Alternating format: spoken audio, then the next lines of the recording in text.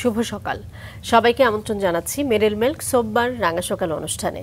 সুন্দর দিনের প্রত্যাশা দিয়ে শুরু করছি আমাদের আজকের রাঙা সকাল। 2 ঘন্টা জুড়েই আয়োজন, আর পুরো রাঙা সকাল পরিবারের সঙ্গে আছি কাজী রওশনারা সাকি, আছি আমি মাসুক। শুভ সকাল আমার তরফ থেকেও। প্রিয় দর্শক, সুন্দর এই সকালে আমরা আবারও হাজির হয়ে গেছি আপনাদের সামনে একজন অতিথি নিয়ে, তো অবশ্যই, কিন্তু তার আগে যাচ্ছি সাকির কাছে। শুভ সকাল সাকি। শুভ সকাল মাসুক, কেমন আছো? ভালো আছি, তুমি কেমন আছো? আমিও ভালো। এবং আজকে তুমি আরো ভালো থাকবে, কারণ আমি জানি যে বিজ্ঞানে তোমার আগ্রহ বেশি। মোটামুটি বলা যায়। চলো দর্শককে জানাই কে আছে। চলো। প্রিয় দর্শক, আমাদের আজকের রাঙা সকালের অতিথি লেখক এবং বিজ্ঞান প্রেমী শাওন মাহমুদ। চলুন তাকে স্বাগত জানাই। শুভ সকাল। শুভ সকাল। কেমন আছেন? ভালো আছি, খুব ভালো আছি। আপনারা ভালো আছেন? আমরা ভীষণ ভালো আছি এবং রাঙা সকাল পরিবার ভালো আছে। আপনাকে পেয়ে আজকের দিনটা নিশ্চয়ই আমাদের ভালো যাবে, সময়টা, সেটাও আশা করছি।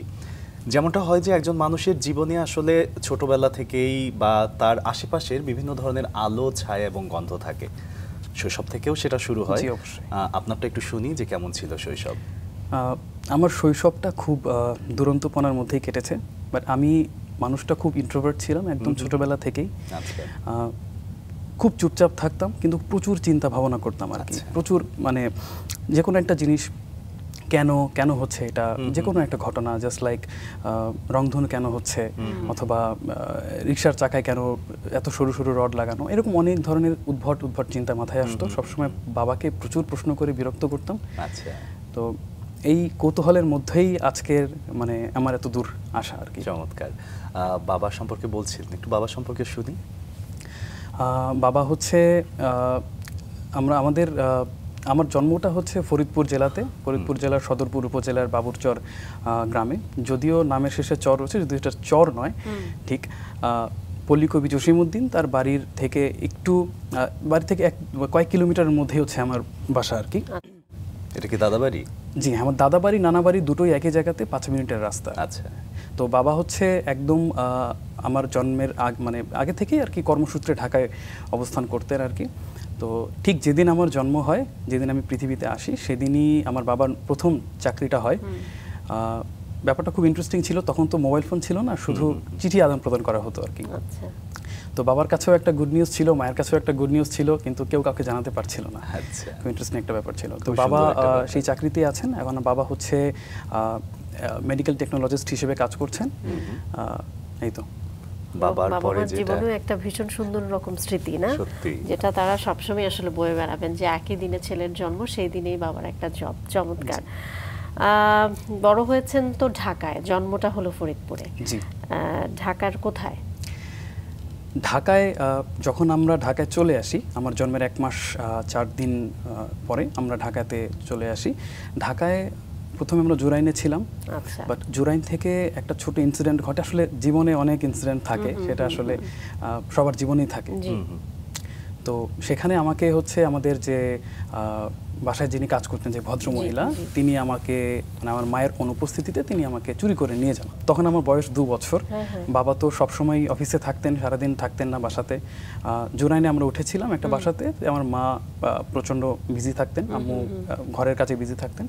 আম্মু সম্ভবত ওয়াশরুমে ছিলেন। তো সে সময় আমাদের যে কাজের ভদ্রমহিলা ছিলেন আর কি, হোমমেইড, তাকে আমার দায়িত্ব দিয়ে দেওয়া হয়েছিল যে তাকে একটু দেখে রাখো, ছেলেটাকে একটু দেখে রাখো আর কি।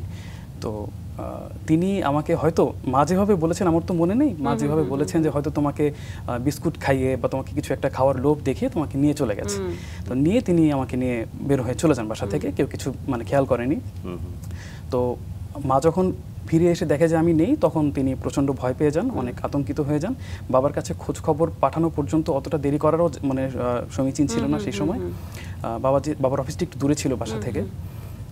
সে সময় আমাদের বাসার যে বাড়িওয়ালা ছিল, বাড়িওয়ালার নানুর হচ্ছে, তাকে আমরা নানু বলতাম, বাড়িওয়ালা নানুর 3টা ছেলেই প্রচণ্ড তৎপর হয়ে ওঠে। তারা মাইকিং শুরু করে এবং এলাকা জুড়ে তাদের অনেক আমাকে খোঁজ চালায় আর কি।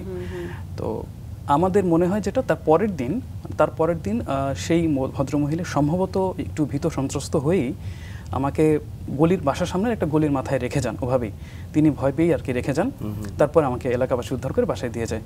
খুবই, মানে কি বলবো, লোমহর্ষক না? একদম পুরো একদিন আপনি বাসায় ছিলেন না, তারপরের দিন আপনাকে দিয়ে গেল। আসলে এই জন্য আমরা বলি যে আমাদের হেল্পিং হ্যান্ড যারাই থাকুক না কেন, তাদের কাছে আমাদের বাচ্চারা কখনোই শুধুমাত্র তাদের উপর নির্ভর করাটা আমার মনে হয় কোনোভাবেই ঠিক না, নির্ভরযোগ্য নয়। আমরা আপনার গল্পে আসতে চাই, একজন বিজ্ঞান মনস্ক মানুষ আপনি। ছোট্ট করে আপনার সম্পর্কে দর্শকদেরকে জানাই, তারপর ফিরি। দর্শক, বিজ্ঞানপ্রেমী শাওন মাহমুদ, যিনি বিজ্ঞানকে বইয়ের পাতা থেকে টেনে বাস্তব জীবনের প্রয়োজন এবং কৌতূহলের সঙ্গে যুক্ত করেছেন।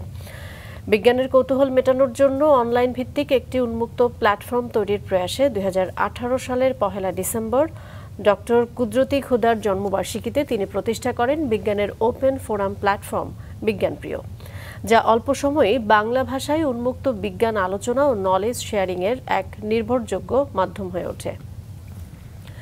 বিজ্ঞানপ্রিয় বর্তমানে বিশ্বের বৃহত্তম বাংলা ভাষার বিজ্ঞান ভিত্তিক নেটওয়ার্ক।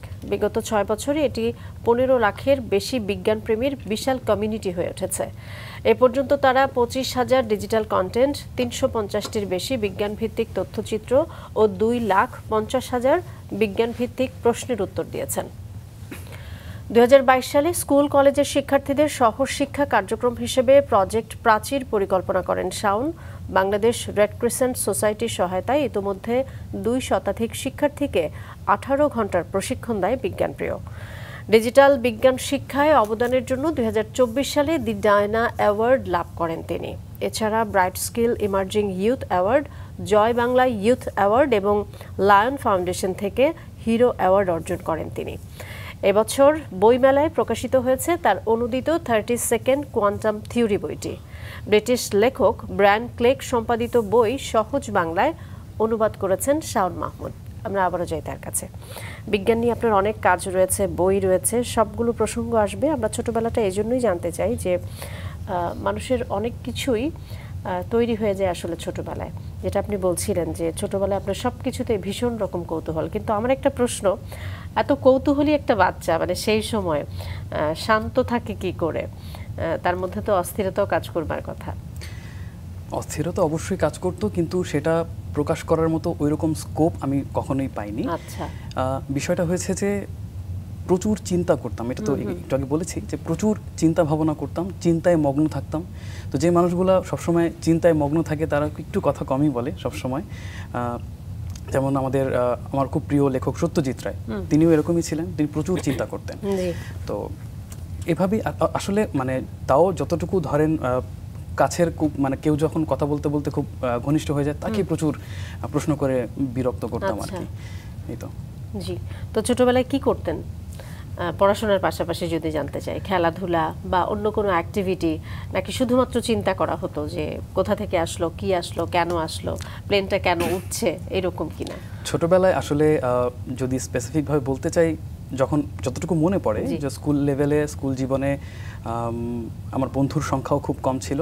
আমি প্রচুর বই সংগ্রহ করতাম যেখান থেকে স্কুলের লাইব্রেরি থেকে, এবং যেখান থেকে কি বলে বিশ্ব সাহিত্য কেন্দ্রের যে ভ্রাম্যমাণ লাইব্রেরি আছে সেখান থেকে আমি প্রচুর বই সংগ্রহ করতাম। আমি লিটারালি ফ্যান তাদের আসলে।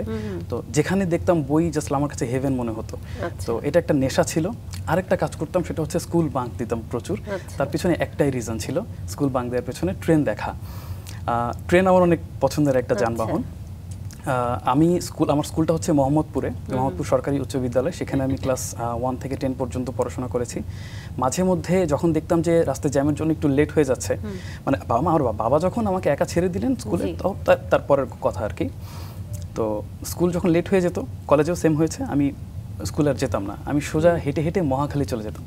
মহাখালী আমার কাছে মনে হতো যে মহাখালীতেই হয়তো ট্রেন দেখা যায় শুধুমাত্র, আর কোথাও আমার কোনো আইডিয়া ছিল না যে কোথায় রেল লাইন আছে। আমি ঢাকার মধ্যে ওই মহাখালীতেই দেখতাম। তো হেঁটে হেঁটে চলে যেতাম, মহাখালীতে যেতাম, একসাথে 2-3টা ট্রেন দেখার পর আবার বাসায় চলে আসতাম আর কি। তো এখনো এমন হয়, এখনো যখন আমি এই কথাগুলো কি এখনই প্রথম বলছেন নাকি বাবা মা জেনেছে? এটা প্রথম, এটা বাবা মা আজকে ফার্স্ট জানবেন। না, যদিও এখন আর পানিশমেন্টের কোনো সুযোগ নেই, কারণ এখন একটি অবস্থানে আপনি রয়েছেন। মানে গল্পটা এরকম হয়েছে, ছোটবেলায় মা আপনাকে গল্প করেছে, আপনাকে বাসার হেল্পিং হ্যান্ড নিয়ে চলে গেল। আজকে আপনি গল্প করলেন যে আপনি নিজেও অনেক সময় স্কুল বন্ধ করে ট্রেন দেখতে যাওয়া। চমৎকার, আসলে এগুলো তো আসলে চমৎকার, কি বলবো, অনেক আনন্দের শৈশব, তাই না? সেই কৌতূহলের জায়গা থেকেই তো আজকে আপনি একজন কি বলবো বিজ্ঞান প্রেমী হয়ে উঠেছেন। করেছেন। জি, তো মোটামুটি বই প্রেমী ছিলেন, সব ধরনের বই পড়তেন নাকি সেই বিজ্ঞান ভিত্তিক বইগুলো বেশি ভালো লাগতো? আমি যখন স্কুল কলেজে ছিলাম তখন সব ধরনের বই পড়ার চেষ্টা করতাম, কিন্তু যখন ধীরে ধীরে আরেকটু বড় হয়েছি এবং আমার যখন বই মানে লেখালেখির প্রতি একটা আগ্রহ তৈরি হয়, তারপর থেকে আমার নন ফিকশন পড়াটার প্রতি একটু লোভটা বেড়ে যায় আর কি। আমি ফিকশনগুলো খুবই অ্যাভয়েড করি এখন বর্তমানে।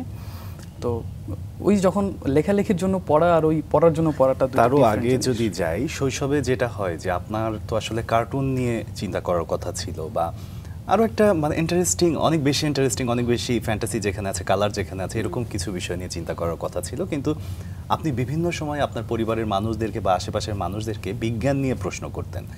একদম ছোটবেলায় মনে আছে যে সবচেয়ে প্রথম কোন বিষয়টা মাথায় এসেছিল বা কি প্রশ্ন করেছিলেন যেটা শুনে কেউ অবাক হয়েছিল?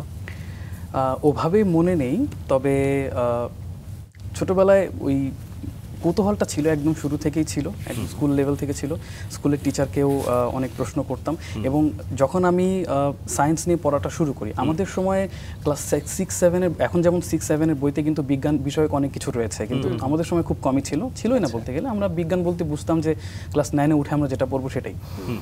তো 9-এ ওঠার পরে বিজ্ঞান নিয়ে অনেক রকম কৌতূহল তৈরি হয়, অনেক রকম কোশ্চেন্স তৈরি হয়, অনেক ইন্টারেস্ট জাগে। তো সে সময় আমার একটা প্রবলেম ছিল যে আমার বাবা অবশ্যই কোনোদিনই পড়াশোনার ব্যাপারে কোথাও কার্পণ্য করেননি। যথেষ্ট আমাকে টিচার বা কোচিং যেটাই দরকার হয়েছে তিনি ব্যবস্থা করেছিলেন, কিন্তু কোনোটাই আমি কন্টিনিউ করতে পারিনি। তার কারণ হচ্ছে আমাকে কেউ বোঝাতে পারতো না। টিচারদের এখনও ইউনিভার্সিটিতেও গেলে দেখা যেত যে কেউ যখন কোনো একটা পড়া আমাকে বোঝাচ্ছে সেটা এনজয় করতাম না কোনো, তারপরে বুঝতামও না, কিন্তু আমি নিজে পড়তে প্রচণ্ড রকম পছন্দ করতাম। আমি যে কোনো একটা টপিক, এখন এমনও আছে যে বিশ্ববিদ্যালয়ে যেটা হয় যে কি বলে, ক্লাসে খুব বেশি শেখা হয় না, নিজেই পড়তে হয়, ইউটিউবে পড়তে হয়, টিউটোরিয়াল থাকে। বাট ফিজিক্সে আসলে, মানে আমি তো ফিজিক্স নিয়ে পড়াশোনা করেছি, ফিজিক্সে অনেক কিছুই ইউটিউবে থাকে না, তো নিজে ঘেটে খুঁটে বের করতে হয়। এই অভ্যাসটা ছোটবেলা থেকেই একদমই আত্মকেন্দ্রিক একজন মানুষ, এবং একই সাথে সবকিছু জানার একটা আগ্রহ। শুধু তাই নয় সাকি, সে কিন্তু গানেও ভীষণ পারদর্শী ছিল, কারণ ভার্সিটি লাইফে খুব সম্ভবত বন্ধুরা আপনাকে না বলে আপনার নামটা দিয়ে দিত যে ও গান গাইবে। বাহ, চমৎকার। এবং আমার কাছে খুবই অবাক লেগেছে তুমি কার্টুনের কথা জিজ্ঞেস করছিলে, মানে ওই সময় তো বাচ্চারা কার্টুনটা দেখবে, এটা খুবই নর্মাল ছিল। যদিও এখন বাচ্চারা, আমি জানি না, অনেক বাচ্চা এখন কার্টুন দেখে না, আমি খুব অবাক হই। হ্যাঁ, দেখতে চায় না। আমরা স্কুল জীবনে আরেকটু থাকি যে পড়াশোনা কোন স্কুলে করলেন? আমি যতদূর জানি যে আপনি একটি স্কুলেই একদম ক্লাস 1 থেকে শুরু করে ক্লাস 10 পর্যন্ত, মানে এসএসসি পর্যন্ত ছিলেন। তো আমি ক্লাস 1 থেকে 10 পর্যন্ত একটা স্কুলেই ছিলাম, মোহাম্মদপুর সরকারি উচ্চ বিদ্যালয়। সেখানকার প্রত্যেকটা টিচার শিক্ষকের সাথে আমার খুব ভালো সখ্যতা ছিল, এবং এখনও তাদের কথা অনেক মিস করি তাদেরকে। আমি বিশ্ববিদ্যালয়ে যতটা মিস না করি, কলেজের তো টিচারদের কথা অনেকটা মনেও নাই, কিন্তু স্কুলের টিচারদেরকে প্রচণ্ড রকম মিস করি আর কি। তো আমার যে এই সাহিত্যের সাথে একটু মানে কানেকশনটা, এটা স্কুল থেকেই শুরু হয়েছিল। কবিতা আবৃত্তি থেকে শুরু করে যে কোনো প্রোগ্রামে আমি পার্টিসিপেট করতাম, এবং আমার সাথে আমি আসলে একজনের কথা না বললে নয়, আমার একটাই বন্ধু গোলাম মাহমুদ মামুন, সে মাওলানা ভাসানী বিজ্ঞান ও প্রযুক্তি বিশ্ববিদ্যালয় থেকে পড়াশোনা শেষ করেছে, আচ্ছা, এখন জবে আছে আর কি। তো মানে ওর সাথে পাল্লা দিয়ে সবসময় পড়াশোনা থেকে শুরু করে প্রতিযোগিতা সব কিছুতে ওর সাথে আমি অলওয়েজ পাল্লা দিতাম। যে মুহূর্তে আমাদের কলেজ থেকে আমরা আলাদা হয়ে যাই, যে মুহূর্তে আমি আলাদা হয়ে গেছি সেই মুহূর্তে একটু আমাকে একটু কি বলে যে একটু অনুন্নতি দেখা দিছে, যে না, এখন প্রতিযোগী করার মতো কেউ নাই, আর ভালো রেজাল্ট হচ্ছে না আর কি। তো এনিওয়েজ, তো গান থেকে শুরু করে সব কিছুই স্কুল লেভেল থেকেই আর কি শুরু হয়েছিল। সংস্কৃতি, যে গান, নাতে রাসুল থেকে শুরু করে এভরিথিং। খেলাধুলায় কখনোই পার্টিসিপেট করিনি। তো গানটা কি এখনো করা হয়? বিশ্ববিদ্যালয় থেকে আবৃত্তিটা মানে মোটামুটি একটু দূরে সরে গিয়েছে সেখান থেকে, কিন্তু গানটা আসলে কি বিশ্ববিদ্যালয় থেকে বের হওয়ার পর একটু কমই, বাট বিশ্ববিদ্যালয়ে প্রচুর গান করেছি। আমার বান্ধবী ছিল শাশ্বতী মজুমদার, ও খুব ভালো গান গাইতো, এখনো গায় অবভিয়াসলি। তো ওর সাথে প্রচুর গান করতাম, ডুয়েট করতাম, একসাথে বসে আড্ডা দিতাম, শুধু গানই হতো। আজকে কি আপনি আমাদেরকে গান শোনাবেন কিনা, কিংবা চেষ্টা করে দেখতে পারি, তারা শুনবে কিনা 2 লাইন? আমি আমার মতো করে নিশ্চয়ই। তাহলে হচ্ছে সুবীর নন্দী স্যারের একটা গান আমি করার চেষ্টা করতে পারি, ভুল ভ্রান্তি ক্ষমার যোগ্য আর কি, 1000 বছর ধরে সিনেমা, অল্পই 2-3 লাইন আর কি চেষ্টা করি। আশা ছিল মনে মনে প্রেম করিমু তোমার সনে, তোমায় নিয়া ঘর বাঁধিমু গহীন বালুর চরে গো, গহীন বালুর চরে। আশা ছিল মনে মনে, প্রেম করিমু তোমার সনে, তোমায় নিয়া ঘর বাঁধিমু গহীন বালুর চরে গো, গহীন বালুর চরে। আশা ছিল মনে মনে, সেই ঘরেতে তোমার আমার মধুর মিলন হইতো, তোমার শাড়ির আঁচলেতে পরাণ বান্ধা রইতো, রঙিন কাঁথায় থাকতাম শুইয়া তোমায় বুকে লইয়া, চাঁদের আলোয় রাত পোহাইতাম কথা কইয়া কইয়া, সেই সুখের স্বপন দুঃখে ভাসে পরাণ উদাস করে গো, গহীন বালুর চরে। আশা ছিল মনে মনে। Thank you so much. চমৎকার না, একজন বিজ্ঞান মনস্ক মানুষ এত সুন্দর সংস্কৃতি মনা হতে পারে বা এত সুন্দর গান গাইতে পারে, এটা আমার মনে হয় অনেকেই বুঝবে না। এবং আমার মনে হয় এই ক্ষেত্রে আপনার মায়ের প্রভাবটা রয়েছে না। আপনি আমরা যখন অফিয়ারে গল্প করছিলাম, আপনি বলছিলেন যে মা গান করতেন খুব ভালো বা করেন, একটু শুনি না মার সম্পর্কে, যে মানে সেই জায়গা থেকে কি আগ্রহের বীজ বপন হলো কিনা গানের প্রতি? আসলে আমার যত অভ্যেস, যত ইচ্ছা আকাঙ্ক্ষা এবং স্বভাব যাই হোক না কেন, আমার অধিকাংশই, এবং আমি দেখতেও মায়ের মতোই, সবকিছু মায়ের থেকেই আসা। মা ছোটবেলা থেকে শিক্ষকতা করতেন, শিক্ষকতা আমার জন্মের আগে থেকে তিনি শিক্ষকতা করতেন। ব্র্যাকের যে এনজিও স্কুলগুলো ছিল সেখানে শিক্ষকতা করতেন। সেখান থেকে আমার শিক্ষকতার প্রতি প্রবল আগ্রহ তৈরি হয়। মা ছোটবেলা থেকে গান করতেন, গান শুনতাম, এখনও মাঝে মধ্যে খালি গলায় গান করেন, রেকর্ড করি। আমি খুব অবাক হই যে আম্মু খুব বেশি গান শোনেন না, মানে আমাদের ফ্যামিলি, বাবার ফ্যামিলি মায়ের ফ্যামিলি দুটোই হচ্ছে রিলিজিয়াস ফ্যামিলি, তো ওভাবে ধরেন খুব বেশি গান শোনা হয় না, কিন্তু তারপরও আম্মুর মানে পুরোনো গানগুলো সুরে কোনো ভুল হয় না, স্কেলে কোনো ভুল হয় না, এখনো তিনি খুব ভালোভাবে গান করেন। দুজনে মিলেও মানে মাঝে মধ্যে গান করা হয়, রেকর্ড করি আর কি। জি, চমৎকার। মায়ের প্রতি অনেক অনেক ভালোবাসা। আমরা একটু আসতে চাই আপনার বিজ্ঞান প্রিয় নিয়ে। এটা তো আপনি যখন জাহাঙ্গীরনগরে পড়ছেন, মানে তখনই কি আসলে এই বিজ্ঞান প্রিয়টা আবিষ্কার হলো, নাকি তার আগে থেকেই মোটামুটি আপনি একটা প্রজেকশন করছিলেন যে না আমি এরকম কিছু করতে চাই? হ্যাঁ, বিজ্ঞান প্রিয় অফিসিয়ালি শুরু হয় জাহাঙ্গীরনগর বিশ্ববিদ্যালয়ের দ্বিতীয় বর্ষে পড়াকালীন অবস্থায় 2018 সালের 1 ডিসেম্বর। কিন্তু এর পরিকল্পনাটা এবং বিভিন্ন বিষয়ে প্রায়োরিটি দিয়ে চিন্তা করে যেমন কিছু একটা করব, এবং সেখানে সেই সূত্র ধরে আমার যত আমাকে আরও ধরেন যে প্রকৃতি আমাকে আরও ঠেলে দিয়েছে যে এভাবে তুমি শুরু করো, বা শুরু করা উচিত। হ্যাঁ, আমি আসলে বলতে চাই যে হ্যাঁ, এটা শুরু হয়েছে অনেক আগে, স্কুল লেভেল থেকে। আমি যখন চিন্তা করতাম, যখন ক্লাস 9-10-এ পড়ি, তখন থেকেই মনে হতো যে জীবনে কিছু একটা করে আমি উদ্যোক্তা হব আর কি। একটা কথা প্রচণ্ড মনে প্রাণে বিশ্বাস করতাম, যে আমি বিশ্বাস করতাম বলতে এখনো গেঁথে আছে মনের মধ্যে, যে আমি আমার জীবনকে কখনো বৃথা যেতে দেবো না, বৃথা হয়ে শেষ করতে দেবো না, এবং সারা জীবন আমার ক্যারিয়ার যেখানেই যাক না কেন, যদিও কথাটা শুনলে আব্বু বকা দিবে, ক্যারিয়ার যেখানেই যাক না কেন, আমার ভবিষ্যৎ যেখানেই যাক না কেন, আমি সারা জীবন মানুষের জন্যই কাজ করব, মানুষের হৃদয়ে থাকার চেষ্টা করব। তো এই চিন্তাটা আমার ক্লাস 9-10-এ চলে এসেছিল। কলেজ লাইফে গিয়ে আমি রিসার্চ পেপার একটু গুগল আসতে শুরু করে। গুগল কিন্তু খুবই মানে দুর্লভ ছিল সেই সময়।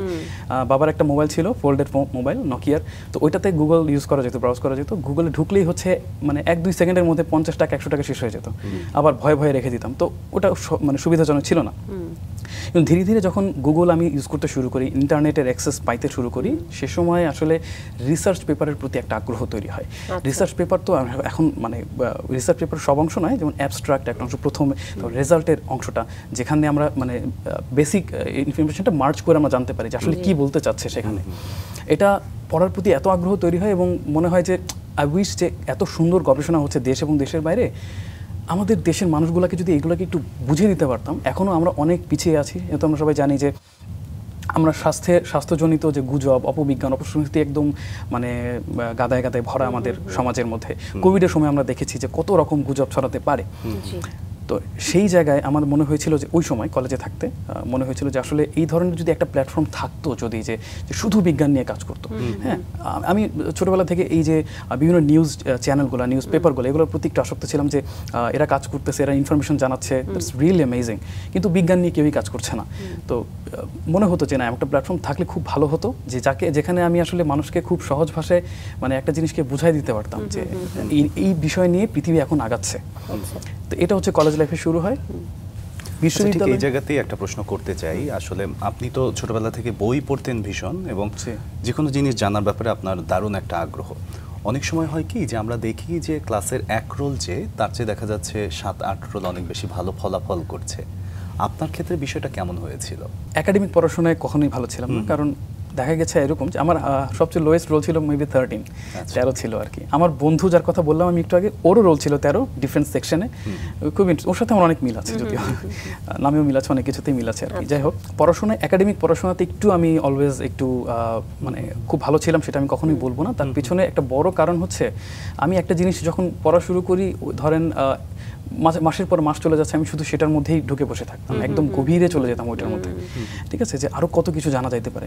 যেমন মহাকর্ষ নামের একটা চ্যাপ্টার আছে আমাদের, এই চ্যাপ্টারটা মানে অন্যান্য চ্যাপ্টারগুলোর থেকে অনেক বেশি ইন্টারেস্টিং, কারণ অ্যাস্ট্রোনমির সূচনা কিন্তু এই চ্যাপ্টারে হয় ক্লাস 9-এর। অ্যাস্ট্রোনমি নিয়ে অনেকেরই কিন্তু ইন্টারেস্ট থাকে, স্টার গেজিং নিয়ে, আকাশ, চন্দ্র, সূর্য, গ্রহ নিয়ে। এটা নিয়ে পড়াশোনা শুরু করতে দেখা গেছে যে সবার সিলেবাস শেষ, আমি এটাতেই পড়ে আছি, আমি ঢুকে আছি।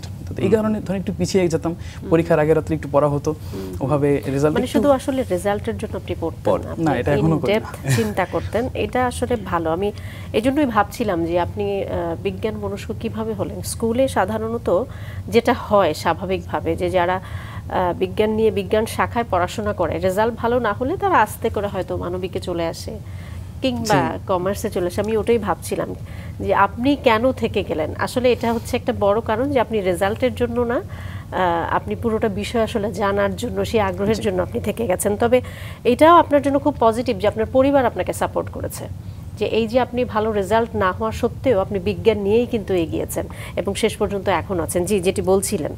হ্যাঁ, 9 থেকে যখন 10-এ উঠি তখন আমার স্কুলে আমাকে বিজ্ঞান সুইচ করতে বলেছিল কোনো কারণে, যে রেজাল্ট হচ্ছে না ভালো ফিজিক্সে। আমি ফিজিক্সের স্টুডেন্ট, কিন্তু ফিজিক্সের রেজাল্ট বেশি খারাপ হতো। তো ফিজিক্সে তোমার ভালো হচ্ছে না, তুমি সুইচ করো। কিন্তু ওইটা একদম রীতিমতো ধরেন বা গার্জিয়ানকে, বাবাকে নিয়ে এসে অনেক যুদ্ধ করে দিন শেষে আমি বিজ্ঞানে অনেক রিকোয়েস্ট করে তারপরে বিজ্ঞানে ছিলাম আর কি। তো এটা আসলে মানে আসলে থাকে না যে জীবনে মানে প্রত্যেকটা জিনিসের কানেক্টেড। হ্যাঁ, রাইট, বাটারফ্লাই ইফেক্ট যেটাকে বলে আর কি, যে ছোট্ট একটা ব্যাপারের জন্য আসলে অনেক কিছু হয়। আমি তখন বিজ্ঞান নিয়ে যদি না পড়তাম, অথবা ওই যে যখন আমাকে চুরি করে নিয়ে গেছে তখন যদি আমাকে ফেরত দিয়ে না যেত, তখন হয়তো আমি আজকে একটা রেল লাইনে বড় হতে পারতাম। এই ধরনের কোনো কিছুই করা হতো না। বিজ্ঞান নিয়ে যদি না পড়তাম তাহলে হয়তো যে মানে বিজ্ঞান প্রিয়র মতো একটা সংগঠন হয়তো আমি ওপেন করে ফেলতামই, কিন্তু দেখা যেত যে এখন যতটুকু ভালোবাসা বা এফোর্ট আমি দিতে পারছি তখন দেওয়া হতো না। তখন এমন কারোর জন্য ওয়েট করতে হতো, যে বা মানে তার ভরসা করতে হতো যে বিজ্ঞানে পড়াশোনা করে আর কি, এইরকম। তো এই তো এইভাবে আসলে মানে বিজ্ঞান প্রিয়র যাত্রাটা শুরু। তো বিজ্ঞান প্রিয়র যাত্রাটা আরও যখন আমি শুরু করি তখন আসলে কেন শুরু করেছিলাম সেটা তখন এসএসসির কথা তো বললেন, একটু ইন্টারমিডিয়েটের কথাটা ছোট্ট করে শুনি। জি, কলেজ লাইফটাতে আমার এখানে একটা মজার ব্যাপার আছে। আমার পড়াশোনার লাইফে আমি যখন যেখানে যেটা নিয়ে পড়তে চেয়েছি, সৃষ্টিকর্তা আমাকে সেটাই মিলিয়ে দিয়েছেন, টু বি অনেস্ট। স্কুল একটা সরকারি স্কুলে পড়তে চেয়েছিলাম, সরকারি স্কুলের মজাই আলাদা, টু বি অনেস্ট। হ্যাঁ, ফ্রিতে টিফিন দেয়, ক্লাসের মধ্যে সরকারি যে ক্যাম্পাসগুলো, ক্লাসের মধ্যে বেজি দৌড়ে চলে যাচ্ছে, এগুলো খুব মজা লাগতো। তো সরকারিতে পড়তে চেয়েছিলাম, পেরেছি। কলেজটা আমার পড়ার ইচ্ছে ছিল যে ক্যান্টনমেন্ট রিলেটেড বা ক্যান্টনমেন্টের মতো কোনো একটা এরিয়াতে। তো আদমজি ক্যান্টনমেন্ট কলেজ আমার বাসা থেকে অনেক দূরে। আমি পরবর্তী Birshreshtho Munshi Abdur Rouf public college, rifles college যেটাকে বলা হয়, পিলখানার ভেতরে, সেখানে আমি ভর্তি হই আর কি। তো কলেজ লাইফটা খুব ভালো ছিল। সেখানে আমার মানে বন্ধু বান্ধব ওভাবে হয়নি, কিন্তু কলেজ লাইফে আসলে ওইভাবে কিছু মনেও পড়ে না, শুধু পড়াশোনা করেছি আর গান করেছিলাম। বিজ্ঞান প্রিয় যেটি আপনার একটি অনেক বড় প্ল্যাটফর্মের রূপ নিয়েছে, আমরা এটা শুরুর গল্পটা জানতে চাই। তখন আমি বিজ্ঞান প্রিয় যখন কি বলে গড়ে তুলি বা শুরু করি, তখন আসলে কেন করেছিলাম সেটা আমার কাছে তখনও উত্তর ছিল না, তখন কোনো গোল ছিল না, লক্ষ্য ছিল না। কিন্তু এখন আমি রিয়ালাইজ করি যে কেন বিজ্ঞান প্রিয়টা এলো, সেটা যেভাবেই আসুক কেন এসেছে। আসলে ঠিক যে কারণে রাজা রামমোহন রায় তাকে ব্রাহ্ম ধর্ম প্রতিষ্ঠা করতে হয়েছিল, যে কারণে রবীন্দ্রনাথ ঠাকুরকে বিশ্বভারতী গড়ে তুলতে হয়েছিল, যে কারণে বেগম রোকেয়া সাখাওয়াত হোসেনকে কি বলে সাখাওয়াত মেমোরিয়াল স্কুল গড়ে তুলতে হয়েছিল, অনেকটা একই কারণে আমাকেও বিজ্ঞান প্রিয় গড়ে তুলতে হয়। আর সেটা হচ্ছে যুগের প্রয়োজন।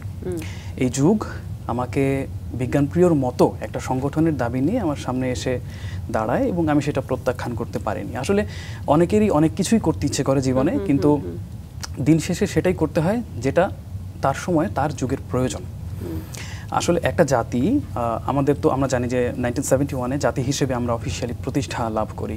একটা জাতি আসলে কাকে বলে? জাতি হচ্ছে অসংখ্য সংগঠনের মতো, এরকম ছোট বড় অসংখ্য সংগঠনের একটা যোগফল। একটা দেশে যত বেশি সংগঠন থাকবে, ওই দেশটা শক্তিতে কি বলে তত বেশি অজেয় হয়, তত বেশি অপ্রতিরোধ হয়ে থাকে আর কি। তো বিজ্ঞানপ্রিয় শুরুটা আসলে এভাবেই মানে যুগের প্রয়োজনেই আমাদের হয়েছিল। আর একটু যদি স্পেসিফাই করে বলতে চাই, তাহলে প্রথম কথা যে আমি নিজে কৌতূহলী ছিলাম এবং ওই যে শেখানোর প্রতি মায়ের কাছ থেকে যে শিক্ষাটা পেয়েছিলাম যে হ্যাঁ শেখানোর প্রতি একটা আগ্রহ, শিক্ষকতার প্রতি একটা আগ্রহ, জানানোর প্রতি একটা আগ্রহ, সেখান থেকে বিজ্ঞানপ্রিয়র যাত্রাটা শুরু, বিজ্ঞানপ্রিয়র চিন্তাটা শুরু সেখান থেকে। আচ্ছা, আপনি বিজ্ঞানপ্রিয়র যাত্রাকে আপনি বলছেন যে যুগের প্রয়োজনে। যদি জিজ্ঞেস করি যে একটা যুগে তো আসলে একদমই কমনলি কিছু বিষয়ে আগাতে হয়, যেমন আপনি যদি ফেসবুক পেজের কথা বলেন যে আপনার বিজ্ঞানপ্রিয় একটি ফেসবুক পেজ, সেক্ষেত্রে তো আসলে একটা জেনারেশন কিন্তু একটু দূরে থাকছে, কারণ ফেসবুক ব্যবহারের ক্ষেত্রেই এখনও একটা জেনারেশন একটু পিছিয়ে। সেক্ষেত্রে আসলে এটাকে আপনি কতখানি যুগের প্রয়োজনে বলতে পারছেন? আচ্ছা, সেই জায়গাটা একটু পরিষ্কার হতে চাই। এখানে একটা বিষয় আমি পরিষ্কার করি, সেটা হচ্ছে বিজ্ঞানপ্রিয়র দুটো উইং রয়েছে, একটা অনলাইন একটা অফলাইন। অনলাইন উইংটা যারা বর্তমানে অনলাইনে আছি, আমরা অনলাইনের সাথে পরিচিত, অনলাইনে উঠবোস আছে আমাদের, তাদের জন্য অবভিয়াসলি, এবং ম্যাক্সিমাম ক্ষেত্রে দেখা যায় যে আমাদের মতো ইয়াং যারা আছি তাদের জন্য, শিশু কিশোরদের জন্য মোটামুটি। অফলাইন যে উইংটা, সেই উইংটা আমি শুরু করেছিলাম কোভিডের পর থেকে, এবং সেটাও প্রয়োজনই মানে সোশ্যাল মিডিয়াতে, সোশ্যাল মিডিয়ার আউট অফ সোশ্যাল মিডিয়া থেকে আমি হচ্ছে অফলাইনে সুইচ করেছিলাম আর কি। একটা উইং ক্রিয়েট হয় এবং সেখানে আমাদের এই যে project Prachi, safe teens and most importantly একটা ছোট ঘটনার জের ধরে আমরা একটা প্রজেক্ট শুরু করেছিলাম। আসলে আমাদের প্রত্যেকটা প্রজেক্টই কোনো না কোনো ঘটনার উপরে দাঁড়িয়ে আছে। আসলে আমরা বিভিন্ন যে প্রত্যন্ত গ্রামগুলো রয়েছে বাংলাদেশের, সেখানে আমরা যাই, যে হচ্ছে চায়ের দোকান রয়েছে অথবা আশেপাশে যে ক্রাউড রয়েছে, সেখানে আমরা সেই গ্রামে প্রচলিত কোনো একটা গুজব নিয়ে বা অপবিজ্ঞান নিয়ে কথা বলি। যেমন গ্রামে এখন পর্যন্ত, গ্রামে না শুধুমাত্র, আমাদের ইভেন আমাদের কল্যাণপুরেও এমন দেখেছি যে জন্ডিস হলে এখনও তারা ফকিরের কাছে যায়। তো এই ব্যাপারটা ঠিক আছে, ভালো কথা, তুমি যেতেই পারো, কোনো অসুবিধা নেই, যেটা যার যার পার্সোনাল ইস্যু, বাট জিনিসটা সমাজে প্রমোট করা হচ্ছে।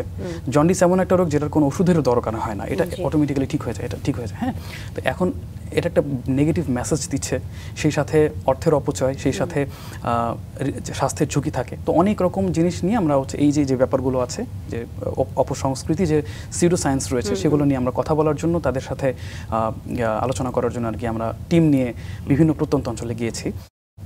জাহাঙ্গীরনগর বিশ্ববিদ্যালয়ের আশপাশে যেসব গ্রাম রয়েছে সেখান থেকে শুরু করেছিলাম। তো এই ব্যাপারগুলো একটু ডিফিকাল্ট, খুবই ডিফিকাল্ট আসলে, যে হঠাৎ করে আমি যে যদি গ্রামে এইসব বিষয় নিয়ে কথা বলি। তো আমাদের বেশ কিছু স্ট্র্যাটেজি এখানে অ্যাপ্লাই করতে হয়েছিল। যেমন প্রথমে আমরা ফাইন্যান্সিয়াল যে স্ক্যামগুলো বাংলাদেশে হয়, বিকাশ, নগদ রিলেটেড, ওগুলো নিয়ে তাদের সাথে কথা বলা শুরু করতাম। তারা একটা মজা পেয়ে যেত, তারা আমাদের সাথে ডিসকাস করে আনন্দ পেয়ে যেত, না বেশ কিছু ইনফরমেশন পাইছি। এটা কি একদমই ব্যক্তিগত উদ্যোগ থেকে করতেন? এটা একদম ব্যক্তিগত উদ্যোগ থেকে, নিজের টিউশনি টাকা থেকে করতাম আর কি। কিন্তু ওই প্রজেক্ট প্রাচীটা একটু বড় পরিসরে চিন্তা করা, আসলে ওই টিউশনি টাকা থেকে করারও অনেক লিমিটেশন থাকে, to be honest, long term চিন্তা করা যায় না, এবং এটা ইম্প্যাক্টফুল কাজ খুবই কম হয় আর কি। আমি যদি প্রতি বছর একটা স্কুলে প্রোগ্রাম করি, না প্রতি বছর যদি ধরেন একটা বা দুইটা স্কুলে প্রোগ্রাম করি, অথবা আমি প্রতিদিন একজন মানুষ দুজন মানুষকে করে লাঞ্চ করাচ্ছি, খাওয়াচ্ছি, আসলে এই কাজগুলো ইম্প্যাক্টফুল নয়, কারণ এখানে লং টার্মে তাদের কোনো উপকার হচ্ছে না, একবেলা খেয়ে তাদের জীবনে কোনো পরিবর্তন আসবে না। তো ওই লং টার্ম চিন্তা করতে গেলে অবশ্যই কি বলে একটু পরিসর বড়, একটু ক্যানভাস বড় করতে হয়, এবং ফাইন্যান্সিয়াল সাপোর্টটা খুবই প্রয়োজন হয়। আসলে নিজের টিউশনের পকেট থেকে খুব বেশি দূর যাওয়া সম্ভব হয় না, তবু আমি চেষ্টা করছি, এবং যাতে করে আমরা আসলে কাজটা শুরু করতে পারি, কোনোভাবেই যাতে কাজ আটকায় না থাকে, যেভাবেই হোক না কেন কাজ হবে, দেশের মানুষের জন্য কাজ করবো, সেটা হবেই, এটা যে কোনো মূল্যেই হোক আর কি। তো এই অফলাইন উইংটার জন্য আসলে আমরা বলতে পারি যে হ্যাঁ, আসলে যুগের প্রয়োজনে যতটুকু প্রয়োজন, আমার সমাজের যতটুকু প্রয়োজন, আমার দেশের যতটুকু প্রয়োজন, সেভাবে আমি সুইচ করার জন্য এখনো তৈরি আছি এবং করার চেষ্টাও করছি আর কি। আপনার পোর্টাল তো বাংলা মিডিয়ামেই আপনি পরিচালনা করছেন? একদম বাংলা মিডিয়ামে থাকবে। বাংলা মিডিয়ামে পরিচালনার ক্ষেত্রে দেখা যায় যে বাংলা টাইপ করাটা অনেকের কাছে ইংলিশ টাইপ করার চেয়ে একটু কঠিন, কারণ ইংলিশটা টাইপ করার সাথে আমরা এত বেশি ইউজ টু হয়ে গিয়েছি যে জায়গাটায় একটু কঠিন মনে হয় কম্পারেটিভলি। তো সেই জায়গায় আসলে বিজ্ঞান প্রচারের ক্ষেত্রে কোনো বাধা বা প্রশ্নটা সঠিকভাবে আপনাদের কাছে পৌঁছাচ্ছে কিনা, উত্তরটা সঠিকভাবে তাদের কাছে পৌঁছাচ্ছে কিনা, এরকম কোনো বাধা ছিল? বাধা একদম শুরু থেকে থাকা স্বাভাবিক। বাংলা টাইপ করা আমাদের ইন্টারনাল যে টিমের কমিউনিকেশন, সেখানে বাংলা ইংলিশ কোনো সমস্যা নয়, কিন্তু সমস্যা হচ্ছে যে মজার ব্যাপার হচ্ছে যে একটা নিউজ, একটা গবেষণার লব্ধ একটা তথ্য, সেটা যদি ইংলিশে কেউ প্রচার করে, সেটা যতটা গুরুত্ব পায় বাংলায় প্রচার করলে অতটা গুরুত্ব পায় না, টু বি অনেস্ট। হ্যাঁ, এবং বাংলায় অনেকেই কাজ করছে আর কি, সহজ মোটামুটি। কিন্তু বিজ্ঞানপ্রিয় টিমের এখানে একটা বড় ক্রেডিট রয়েছে, সেটা হচ্ছে যে আমরা বাংলা ভাষাকে, এই যে আপু মোধায় বলছিলেন যে সাহিত্য কিভাবে সাথে, মানে সাহিত্যের সাথে কিভাবে কানেক্ট হলাম, আসলে বিজ্ঞান কিন্তু সাহিত্যেরই একটা অংশ, আমার যেটা মনে হয় আর কি, যে সাহিত্যের সাথে বিজ্ঞান অনেক ওতপ্রোতভাবে জড়িত। আমি যদি বাংলা ঠিকমতো না বুঝি, বাংলা সাহিত্য ঠিকমতো না বুঝি, তাহলে কিন্তু আমি বিজ্ঞান প্রচারটা করতে পারতাম না বাংলাতে। তো ঠিকই ছিল সবসময়। সবচেয়ে বড় যে মানে প্রবলেমটা আমাদের দাঁড়াতো যে আসলে একটা সহজ একটা তথ্যকে সহজভাবে উপস্থাপন করা, সেটা বাংলাতে। ইংলিশে করলে হ্যাঁ, ইংলিশে সহজ কিছু ওয়ার্ড দিয়ে করা যায়, টু বি অনেস্ট। হ্যাঁ, কিন্তু বাংলাতে মানুষের মতো করে বোঝায় সেটা এক্সপ্লেইন করাটা খুব ডিফিকাল্ট ছিল। বাট সেটা নিয়ে আমরা আসলে প্যাশনেটলি কাজ করেছি একদম শুরু থেকে, একেবারে মানে একদম ফার্স্ট দিন থেকে আমরা এই জিনিসটা নিয়ে খুবই বেশি জোর দিয়ে কাজ করছি। এবং আমি নিজেও যে লেখালেখি করতাম, প্রচুর চিন্তা করতাম, লেখালেখি করতাম, অনেক লেখালেখি করতাম। আমার বাসায় স্কুল লেভেলে 2-3টা পাণ্ডুলিপি এখনো পড়ে আছে, যদিও সেটা বই হিসেবে প্রকাশ করার যোগ্য নয়, তবুও তো প্রচুর লেখালেখি করছি। সো লেখালেখির একটা অভ্যাস আগে থেকে ছিল। এবং টিমের আমাদের বিজ্ঞানপ্রিয়র বড় একটা দিক হচ্ছে, বা আমি কি বলবো যে মানে একটা বিশেষ পরিচিতি, যে আমরা বাংলা ভাষায় জিনিসটাকে খুব সহজে মানে এক্সপ্লেন করতে পারি, যেটা এখন পর্যন্ত খুব মানে দেখি নাই, আশেপাশে খুব কমই দেখেছি আর কি। আপনি আমাকে যে কোনো একটা কঠিন একটা তথ্য আমাকে দেন, যেমন কোয়ান্টাম ফিজিক্স, আমার কোয়ান্টাম ফিজিক্স বইটাতে মানে যতটুকু চেষ্টা করেছি আর কি, সেখানে কিছু এফোর্ট দিয়েছিলাম।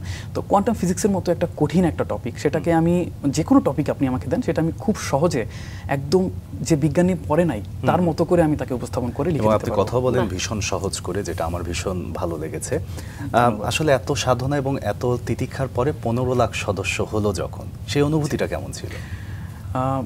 আসলে অনুভূতিটা যখন মনে হয় যে না, একসময় আমার হবে, একসময় এরকম বিশাল একটা কমিউনিটি হবে, তখন খুব ভালো লাগে। কিন্তু যখন হয়ে যায়, তখন আসলে ওই ভালো লাগার থেকে দায়িত্ববোধটা বেশি কাজ করে, যে এখন তো আরও দায়িত্ব বেড়ে গেছে, এখন আরও একটু সিকিউরড হতে হবে আমাদেরকে, আরও একটু কি বলে তথ্য প্রচারণার ক্ষেত্রে সবচেয়ে বড় যে আমি নিজে কোনো গুজব ছড়িয়ে ফেলতেছি কিনা। হ্যাঁ, কারণ আমি ধরেন একটা গবেষণাপত্রই ভালো ভালো যে বড় বড় জার্নাল আছে, সেখানেও ভুলভাল তথ্য প্রচার হতেই পারে, খুব স্বাভাবিক। তো এই ব্যাপারগুলো খেয়াল রাখতে হয়, এবং সেই দায়িত্ববোধটা থেকেই আসলে সামনে আরও আগাচ্ছি। আর দ্বিতীয় কথা হচ্ছে যে 15 লক্ষ সদস্য হওয়ার পরে আমাদের বেশ সম্প্রতি দুর্ভাগ্যক্রমে আমাদের গ্রুপটা ডিসেবল হয়ে যায়, এবং এটা মানে একটা শত্রুতার জের ধরে আর কি হয়েছে, সেটা আমরা পরবর্তীতে জানতে পারি আর কি। হ্যাঁ, অবশ্যই আমাদের কিছু ভুল ছিল, এবং সেই ভুলের জের ধরে তারা হচ্ছে ব্যাপারটাকে আরো সামনে ক্ষতি করার সুযোগ পেয়েছে আর কি। তো এই যে কোনো কাজে আসলে চ্যালেঞ্জ তো থাকবে, এগুলোই হচ্ছে চ্যালেঞ্জ, এবং সেগুলো মোকাবেলা করে এগিয়ে যেতে হবে। 15 লাখ সদস্যের কমিউনিটি আপনাদের এখন, এবং যে কোনো প্রশ্ন আপনারা সবভাবে অ্যান্সার করেন। মানে কখনো কি এমন হয়েছে যে এমন কোনো কোয়েশ্চেন যে খুব হাস্যকর মনে হয়েছে? অবশ্যই। বা আসলে তো যে আপনি যেটি বলছিলেন না, যে শিশু বয়স থেকে শুরু করে পরিণত বয়সেও আমার মনে হয় আমি জানি না, আমার ক্ষেত্রেও হয়, অনেক কোয়েশ্চেন আসে আবার অনেক সময় নিজের কাছেই মনে হয় যাচ্ছে এটা খুবই একটা অবান্তর কোয়েশ্চেন, খুবই হাস্যকর কোয়েশ্চেন। আমি সেই বিষয়গুলো নিয়ে আজকে একটু আপনার সঙ্গে কথা বলতে চাই যে এমন কোনো কোয়েশ্চেন যখন আসে আপনারা সেটা কিভাবে সমাধান করেন, বা আসলেই কি সব কোয়েশ্চেনকে আমরা অবান্তর বলতে পারি, বা কি বলবো আমরা? জি, আমি একটু পেছন দিকে যাই। যখন বিজ্ঞান প্রিয়র যাত্রাটা শুরু করি আমরা একটা ফেসবুক গ্রুপ খুলেছিলাম। এখন তো বেশ ভালোই আমাদের বিস্তৃতি রয়েছে, যদিও তবুও ওই শুরুটা করেছিলাম একটা সিম্পল একটা ফেসবুক গ্রুপ দিয়ে।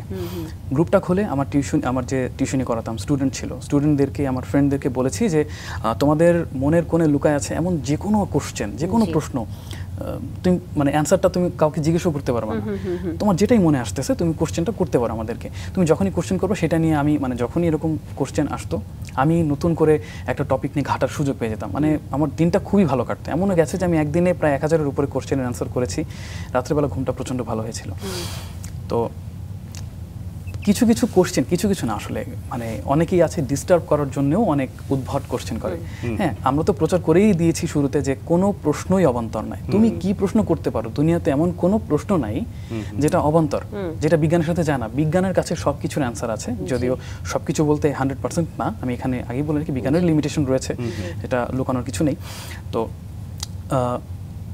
তুমি যে কোনো প্রশ্ন করতে পারো, ঠিক আছে? তো এই জের ধরে অনেকে অনেক উদ্ভট প্রশ্ন করতো, বাট আমরা কোনো প্রশ্ন ডিক্লাইন করতাম না। প্রত্যেকটা প্রশ্নের উত্তরই দেওয়ার চেষ্টা করতাম। যেমন এমনও প্রশ্ন এসেছে আমি বুঝতে পেরেছি যে সময় নষ্ট করার জন্য, যেমন আমার ব্রেকআপ হয়েছে, আমি রাত্রে ব্রেকআপ হলে কেন রাতে ঘুম হয় না, আমি অ্যাজ অ্যান এক্সাম্পল দিই। হ্যাঁ, তো বুঝতে পেরেছি যে তার মানে সে ডিপ্রেশনে ভুগছে, বাট এটারও বিজ্ঞান ভিত্তিক রিজন আছে। ব্রেকআপ মানে কি? জাস্ট হচ্ছে একটা কি বলে স্ট্রেস হরমোন রিলিজ হওয়া। যার যখন কোনো দুর্ঘটনার শিকার হয় বা কোনো মানে মন খারাপ হয় বা হঠাৎ করে কোনো একটা ঘটনা ঘটে গেছে, তখন স্ট্রেস হরমোন যেমন কর্টিসল, অ্যাড্রেনালিন ক্ষরণ হয়। তো আমি একটু বিজ্ঞানের ভিতরে চলে যাচ্ছি আবার। হ্যাঁ, তো কর্টিসল, অ্যাড্রেনালিন ক্ষরণ হয়। আরেকটা হরমোনের কথা আমি এখানে বলি, সেটা হচ্ছে মেলাটোনিন, যেটা আমাদের রাতের বেলা ঘুমাতে হেল্প করে। কিন্তু এই কর্টিসল, অ্যাড্রেনালিনের সাথে মেলাটোনিনের আবার দা কুমড়ার সম্পর্ক।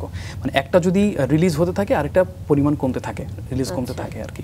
তো এই কারণে যতই মানুষের মধ্যে স্ট্রেস হরমোনটা যত বেশি রিলিজ হয়, তার ঘুমের পরিমাণটা ধীরে ধীরে কমে যেতে থাকে। তো এই জন্য ঘুমের আগে, এই যে বলা হয় যে ঘুমের অ্যাটলিস্ট 6 ঘন্টা আগে মোবাইল করতে হয় না। এর পেছনে অনেক রিজনই আছে। খবরের কাগজ পড়া উচিত নয়, যে এমন কোনো কিছু করা উচিত না যেটাতে আমার স্ট্রেস হতে পারে, তাহলে আর ঘুমটা মানে ফিজিক্যালি হবে না। এটা কোনো আমার নিজের কোনো ফল্ট না, এটা শরীরের একটা বৈশিষ্ট্য আর কি। তো এরকম অনেক উদ্ভট প্রশ্ন আসে, এখনও আসে। তো সেগুলো আমরা খুব মজা করে উত্তর দিয়ে থাকি আর কি। বাট একটা লিমিট আছে। যদি আমি এখন সব প্রশ্নের উত্তর দিতে মানে চেষ্টা করি, যে উদ্ভট যেগুলো আসতেছে, তাহলে শুধু উদ্ভট কোশ্চেনই আসবে। তো এখানে একটু লিমিটেশন আমাদেরকে রাখতে হয়। যেই কোশ্চেনটা অ্যান্সারটা সবার জানা উচিত, যেমন এই যে ব্রেকআপের যে কোশ্চেনটা জানা উচিত সবারই। তো যে কোশ্চেনগুলোর অ্যান্সার আসলে সবারই জানা উচিত, সেগুলোর অ্যান্সার আমরা আমাদের টিম আর কিভাবে সেই ডাউটগুলো ক্লিয়ার করে থাকে। 100 জনের অ্যাডমিন টিম কাজ করছে আপনার গ্রুপের জন্য, এবং একই সাথে 15 লক্ষ সদস্য। এই যে 0 থেকে 15 লক্ষতে গেছেন, ভেতরে অনেকগুলো গল্প আছে, অনেকগুলো অনুগল্প আছে। সবগুলো গল্প তো শুনতে পারবো না, একটু বিশেষ যদি কোনো কন্টেন্টের কথা বলেন। কন্টেন্ট দিয়েই তো এগিয়েছেন। হ্যাঁ, অবশ্যই কন্টেন্ট দিয়ে আমাদের যে অনলাইন উইংটা আছে সেটা কন্টেন্টের মাধ্যমেই এগোনো হয়েছে। আমরা শুরু থেকে মানে আসলে আমি একদম বিশ্ববিদ্যালয়ের শুরুতে ওই যে বললাম যে একদম ঘর কোনো একটা ছেলে ছিলাম, হঠাৎ করে জাহাঙ্গীরনগর বিশ্ববিদ্যালয়ে গিয়ে একদম মুক্ত পাখি। তো অনেক কিছু করার চেষ্টা করি। প্রথম বর্ষে অনেক কিছু করেছি, ক্লাবিং করেছি, গ্রাফিক ডিজাইন শিখেছি, বিএনসিসি করেছি, অনেক কিছুই তখন আর কি, গান টান তো এগুলো তো ছিলই। তো প্রত্যেকটা জিনিস না কোনো না কোনোভাবে বিজ্ঞান প্রিয়তে কাজে লাগছে। যেমন গ্রাফিক ডিজাইন যে শিখেছি আমি, গ্রাফিক ডিজাইনের প্রতি একটা মানে ভালোবাসা তৈরি হয়েছে গিয়েছিল আর কি প্রথম বর্ষে। তো আমি ভেবেছিলাম যে ফ্রিল্যান্সিং শুরু করতে পারি, কিন্তু ফ্রিল্যান্সিং করেছিও কয়েকদিন। করার পরে মনে হয়েছে যে আসলে অন্যের জন্য কাজ করে সেই মজাটা নাই, যেটা নিজের জন্য বা নিজের কোনো প্ল্যাটফর্ম থাকলে কাজ করে সেই মজাটা পাওয়া যেত। তো বিজ্ঞান প্রিয় যখন শুরু হয় তখন আমার এক্সট্রা কোনো গ্রাফিক ডিজাইনার লাগে নাই। আমি একদম নিজের মন মতো করে একদম গ্রাফিক ডিজাইন থেকে শুরু করে সব কিছু নিজেই করতাম আর কি। তো ধীরে ধীরে দেখতাম যে হ্যাঁ, প্রথমে আমাদের ইমেজ কন্টেন্টগুলো ছিল যে কি বলে যে গুজব সম্পর্কিত, যে গুজবের অ্যান্টি মিথ বাস্টিং যে পোস্টগুলো আমরা পোস্ট করতাম, যে কোনো একটা গবেষণা তথ্যগুলোকে সহজভাবে উপস্থাপন করতাম, এগুলো ফ্যাক্ট কার্ডের মাধ্যমে করতাম আর কি, ফটোশপ দিয়ে। পরবর্তীতে যখন ওই কোভিডের সময় ঘরের মধ্যে বসে আছি, কোনো কাজ নেই, সে সময় হঠাৎ করে রিয়ালাইজ করি নাই, আমার টিম মেম্বাররাই আমাকে ইনফর্ম করেছিল যে ভিডিও বানায় হচ্ছে রেভিনিউ জেনারেট করা যায়, যেটা আমাদের করা উচিত। তো আমি ভাবলাম যে আসলেই ভিডিও বানালে কীভাবে রেভিনিউ জেনারেট করা যায়, ঠিক আছে দেখি। তো আমি অনেক ঘাটাঘাটি করতাম, হ্যাঁ আসলে অনেকেই শুরু করে ফেলেছে ভিডিও বানায়। তখন বেশ ভালো একটা অ্যামাউন্ট ফেসবুক কিন্তু রেভিনিউ হিসেবে দিত, বাট এখন খুব কমিয়ে ফেলছে আর কি। তো তখন আমি ওই ভিডিওগ্রাফিটা শুরু করলাম, ভিডিও এডিটিংটা শুরু করলাম, অ্যানিমেশন ক্রিয়েশনটা শুরু করলাম, অ্যানিমেশন নিয়ে কাজ করি। আমি এখন 3D অ্যানিমেশন 2D অ্যানিমেশন নিয়ে কাজ করি, ট্রেনিংও করাই কিছু কিছু জায়গাতে। তো তখন থেকে এগুলো শেখাটা শুরু হয়ে যায়। তো আমাদের একটা ভিডিও আছে যেটা অ্যানিমেশন ভিডিও ক্রিয়েট করা, সেটা ওই সময় মেবি হচ্ছে কোভিডের সময়ই আপলোড করা হয়েছিল। পুরো বাংলাদেশ থেকে এই পর্যন্ত প্রায় 2 কোটি মানুষ দেখছে ভিডিওটা ফেসবুক পেজ থেকে, অ্যানিমেশন ভিডিও। এবং সেটা জাস্ট এমন একটা খুব সিম্পল ভিডিও ছিল যে কিভাবে একটা এগ ক্রিয়েট হচ্ছে আমাদের গর্ভে, এবং সেখান থেকে যেভাবে একটা সন্তান জন্ম হচ্ছে এবং সেটা ইন্টারনালি কিভাবে হচ্ছে, ওইটার একটা অ্যানিমেশন ছিল আর কি। তো এটা খুব ভালো রিচ হয়। তো এইভাবে আমরা আসলে ভিডিও জেনারেট করে করে বেশ ভালো কিছু রেভিনিউ জেনারেট করেছি। খুব ভালো রেভিনিউ আসতো, আমি একদম খারাপ বলবো না, 1 লাখ আসতো না মাসে, তার একটু কমই আসতো। এবং এই জিনিসটা দিয়ে আমি কেন সংখ্যাটা বললাম, সংখ্যাটা কিন্তু কেউ শেয়ার করতে চায় না, শেয়ার করাটা উচিত আসলে, কারণ অনেক নেগেটিভ এক্সপেকটেশন যাতে না থাকে সেখানে, যে হ্যাঁ আমার লাখ লাখ টাকা কামাবো, অথবা অনেকের এক্সপেকটেশন 30,000 টাকা 40,000 টাকা হলে হয়ে যায়, সে কিন্তু চাইলে এটা করতেই পারে, ঠিক আছে। এই সংখ্যাগুলো শেয়ার করা উচিত আর কি। তো আমাদের এরকম ভালো কিছু এই যে রেভিনিউটা আসতো ভিডিও থেকে, এটা থেকেই বিজ্ঞান প্রিয়র যে অফলাইন উইংটা আমি কন্টিনিউ করার সাহস পেয়েছিলাম এখান থেকে। আপনি আসলে অনলাইনে কাজ করছেন, সেখান থেকে রেভিনিউ পাচ্ছেন, এটা মজার বিষয়, কিন্তু একই সাথে কিন্তু আপনার একটা সামাজিক দায়বদ্ধতাও রয়েছে। সেটা হচ্ছে আপনি কুসংস্কার মোকাবেলা নিয়েও কাজ করছেন আপনার বিজ্ঞান প্রিয় থেকে। কি ধরনের কাজ করছেন? বিজ্ঞান যেহেতু যেখানে বিজ্ঞান আছে সেখানে কুসংস্কারের জায়গা নেই। কুসংস্কার বলতে অপবিজ্ঞান যেটাকে বোঝায়, স্বাস্থ্য আমাদের বাংলাদেশে যেসব চলে, যে কি বলে অমাবস্যা হলে গর্ভবতী নারীর ঘর থেকে বের হওয়া যাবে না, হ্যাঁ এগুলো তারপরে আরও অনেক রকম আছে, ঠিক আছে, গুজব আছে। আমরা এগুলো কখনোই দেখতে পারতাম না, এগুলো থেকেই কি বলে মুক্তির জন্য আসলে আমরা অনেক শুরু থেকেই কাজ করেছি। যে কোনো জায়গায় কোনো একটা গুজব বলতে আবার ধরুন পলিটিক্যাল কোনো গুজব নয়, বিজ্ঞান যেখানে বিজ্ঞান আছে সেরকম গুজব আমরা ফেসবুক প্রথমত পোস্ট করতাম, শেয়ার করতাম, সেখানে ফ্যাক্ট চেকগুলো শেয়ার করতাম। কিন্তু পরবর্তীতে একটা ঘটনা আমি না বললে নয়, একটু ছোট করে যদি সংক্ষেপে বলতে চাই। আমাদের গ্রামের পাশের গ্রামে একটা ছোট ফুটফুটে বাচ্চা হয়েছিল, মেয়ে শিশুটা দেখতে খুবই সুন্দর ছিল। তার বাবা হচ্ছে ওই দিন মজুর ছিলেন, তিনি ওই ধান কাটতেন আর কি। আর মা কি করতেন মনে নাই, মেবি বাসাবাড়িতে কাজ টাজ কিছু একটা করতেন। তারা দুজনই ধরেন কালো মানুষ, কিন্তু বাচ্চাটা ফর্সা ছিল, অদ্ভুত রকম সুন্দর ছিল বাচ্চাটা। মায়ের বয়স ছিল খুব কম, হ্যাঁ মেবি 15 বা 16 ছিল, খুবই কম বয়সী একটা মেয়ে। এবং ওই বাচ্চাটা যখন জন্ম হওয়ার পরপরই মায়ের মধ্যে একটা ওই পরিবর্তন লক্ষ্য করা যায় আর কি। হ্যাঁ, পরিবর্তনটা এমন ছিল যে সে তার সন্তানকে কোলে নিত না, খাওয়াতো না, সে সন্তানকে কেমন যেন একটু ভয় পেত, এমন লাগতো আর কি। তো তার মধ্যে কিছু ডিপ্রেশনও কাজ করে, দেখতে কেমন যেন একটু পরিবর্তন, মানসিকভাবে কিছু পরিবর্তন আসে। কিছুদিন পরে আমি শুনতে পাই যে নিউজ আসে যে বাচ্চাটাকে তিনি মেরে ফেলছেন, সামহাউ নিজের সন্তানকে তিনি মেরে ফেলছে, কোনো একভাবে ছুঁড়ে ফেলে দিয়ে সম্ভবত মেরে ফেলছিল আর কি। তো এই ঘটনাটা এখানে থেমে গেলে পারতো, বাট এই ঘটনার পর থেকে গ্রামবাসী যারা ছিল, অনেক উগ্র যারা ছিল, যেহেতু বাচ্চাটা সুন্দর, সবার চোখের মণি ছিল, তো গ্রামবাসী মহিলাটাকে পিটিয়ে তাকে হত্যা করে, মাকে, 14 বছর বয়সী 15 বছর বয়সী মেয়েটাকে পিটিয়ে হত্যা করে। কিন্তু এখানে এই ঘটনাটা দেখার পরে আমি সেকেন্ডারি ট্রমাটাইজের শিকার হয়েছিলাম, যে আসলে কি ঘটতেছে এখানে। তো ওই মহিলার যে প্রবলেমটা সেটা আমরা জানি যে এটা হচ্ছে পোস্টপার্টাম সাইকোসিস বলা এটাকে।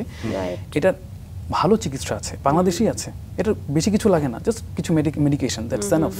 এটা হয় অনেকেরই হতে পারে। যে সিম্পটমটার কথা বলছেন, এই সময় মানসিক ভাবনাটা কি থাকে? মানসিক ভাবনাটা আসলে বলতে গেলে সে নিজে মেনে নিতে পারে না যে এটা যে একটা হরমোনাল চেঞ্জেস আসে, যেটা প্রেগন্যান্সি পিরিয়ড থেকে শুরু হয় এবং বেবির আফটার বার্থ এ পর্যন্ত প্রায় 1 বছর, কারো 2 বছর পর্যন্ত এটা থাকে। যে নিজের যে সন্তান, এটাও যে একটা মানুষ হতে পারে, ঠিক আছে, এটা তার সে অ্যানালাইসিস করতে পারে না যে এটাও একটা মানুষ, একটা মানুষের সন্তান, এটা মানুষের শিশু। তো অনেক রকম চিন্তা তার মধ্যে আসতে পারে। তো এই যে ঘটনাটা, তাকেও পিটিয়ে যে মেরে ফেলা হইলো, তো এই ব্যাপারটার কারণে আমি একটু মানে সেকেন্ডারি ট্রমাটাইজের শিকার হয়েছিলাম যে আসলে মানে কি হচ্ছে এটা। এই ব্যাপারটার জন্য তখন আমার মনে হইলো যে আসলে জীবনে রিস্ক নিয়ে হলেও মানুষের সাথে আসলে এগুলো নিয়ে কথা বলা উচিত। হ্যাঁ, টিভিতে অনেক কিছু দেখাচ্ছে, ইউটিউবে অনেক কিছু দেখাচ্ছে, সেগুলো মানুষের কাছে পৌঁছায় না। যদি আমি কারোর সামনে গিয়ে তাদের সাথে কথা বলতে পারি, হ্যাঁ, আলোচনা করতে পারি, একটা ভালো একটা পরিচিতি নিয়ে তাদের সামনে যেতে পারি, খোলামেলা আলোচনা করতে পারি, তাহলে যতটুকু উপকার হবে অন্যভাবে কিন্তু সেটা হওয়ার সুযোগ খুব কম। বাংলাদেশ স্টিল এখন পর্যন্ত কম। বাংলাদেশে প্রযুক্তি আসে কিন্তু সেটা মানুষের কাছে পৌঁছায় ঠিক মতো না, কারণ আমরা ওই প্রযুক্তির লেভেল পর্যন্ত বাংলাদেশে ম্যাক্সিমাম মানুষের কথা বলতেছি আর কি। হ্যাঁ, আমরা যেতে পারি না। যাই হোক, তো এই চিন্তা থেকেই আমাদের একটা আইডিয়া মাথায় আসে যে আমরা হচ্ছে বিভিন্ন গ্রামাঞ্চলগুলোতে ওই অফলাইনে একটু কাজ টাজ করবো।